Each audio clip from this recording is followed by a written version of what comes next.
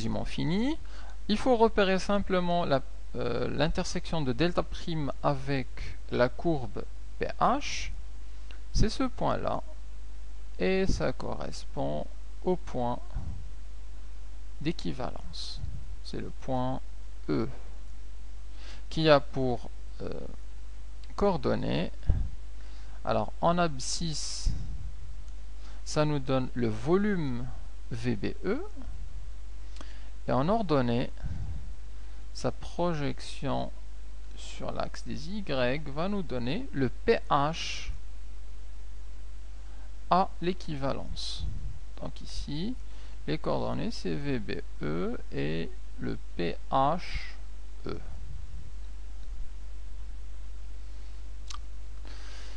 Donc je répète, on trace d'abord deux tangentes D1 et D2 parallèles entre elles, l'une après l'équivalence, l'autre avant. Ensuite on trace la droite delta perpendiculaire à D1 et D2. Ensuite on trace la médiatrice du segment M1, M2, l'intersection de delta prime de cette médiatrice avec la courbe pH donne le point d'équivalence. Le point d'équivalence qui nous donne directement, par projection sur l'axe des abscisses, le volume d'équivalence.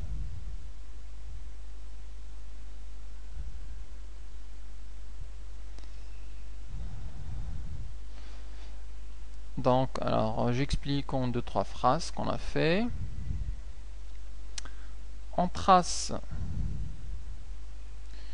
deux tangentes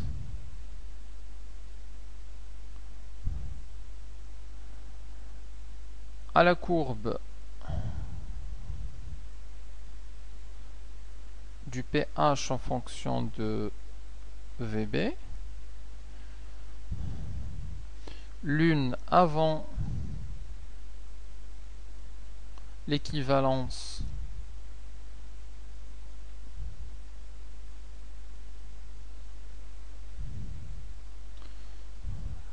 et l'autre après.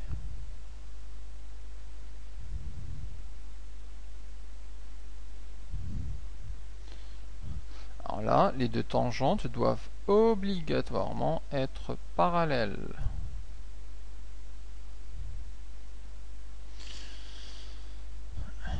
Donc on trace deux tangentes parallèles entre elles. Alors parallèles, donc ce que j'ai appelé D1 et D2. À la courbe pH de VB, l'une avant et l'autre après. Ensuite, on trace la perpendiculaire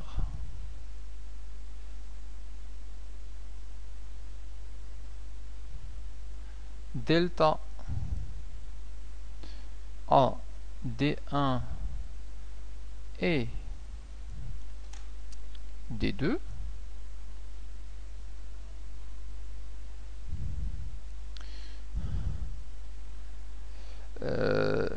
On a nos points M1 et M2, les points d'intersection. Enfin, on trace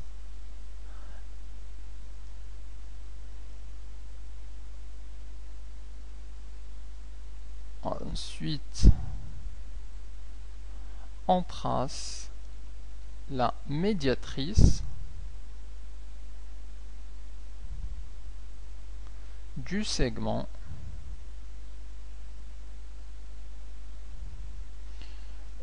M1, M2. Alors la médiatrice, on l'a appelée delta prime.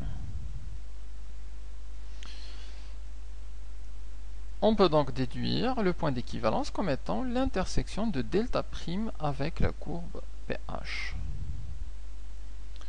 Donc, le point d'équivalence est l'intersection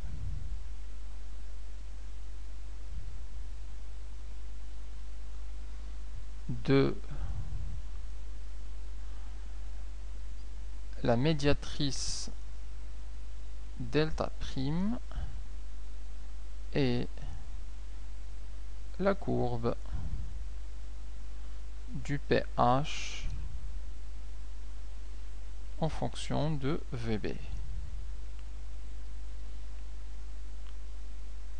Le point d'équivalence est E, et à partir du point d'équivalence, il suffit de projeter sur l'axe des abscisses pour obtenir le VBE. Ensuite, on projette sur l'axe des abscisses pour obtenir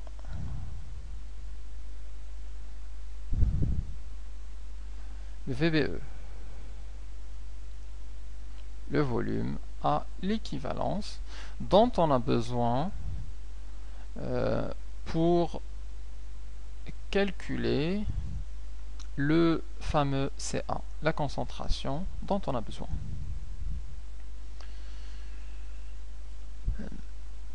Alors, 2-3 remarques sur le titrage.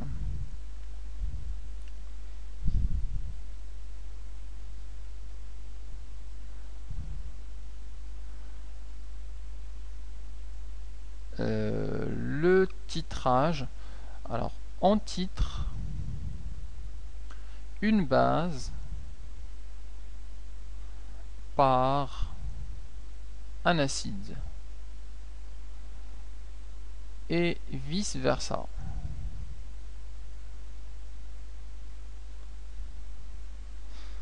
Donc soit on titre une base avec un acide, soit on titre un acide avec une base, mais jamais une base avec une base, puisqu'il n'y a pas de réaction entre les deux.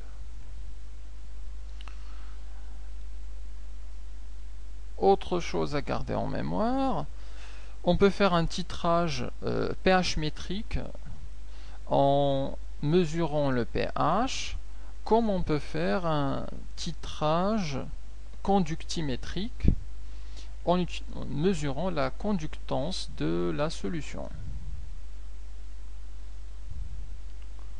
On peut utiliser un titrage pH métrique où on mesure le pH, ou alors un titrage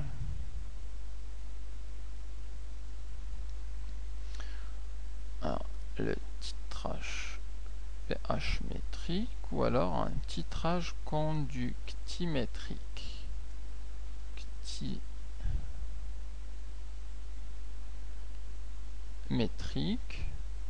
où on mesure la conductance, mesure de la conductance.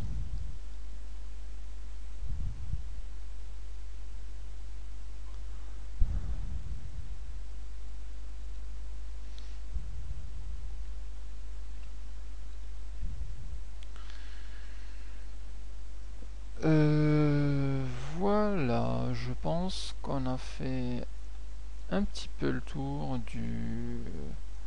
du titrage. Ah oui, oui. Alors, vous entendrez souvent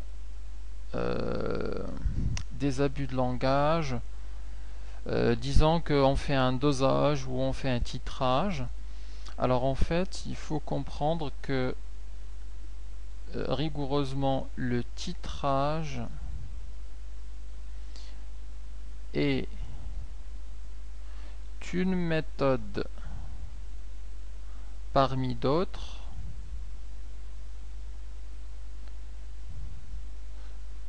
de dosage. C'est-à-dire que on a le dosage ici et le titrage pH métrique ou conductimétrique, c'est seulement une partie du dosage. Par contre, par abus de langage, on parle soit de titrage ou de dosage, mais ça reste un abus de langage.